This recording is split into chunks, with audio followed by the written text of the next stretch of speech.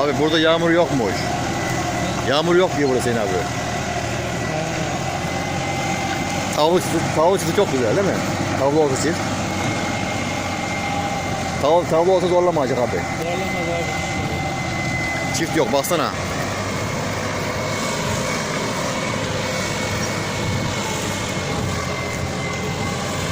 Kuru çıkıyor ya baksana.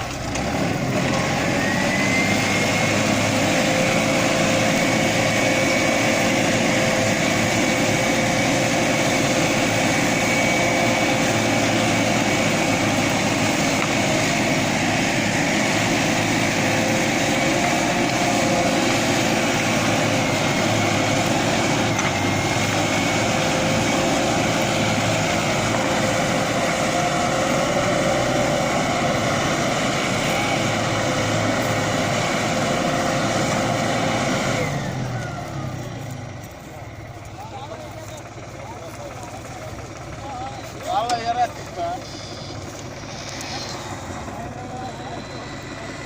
Ben boyasını bırak.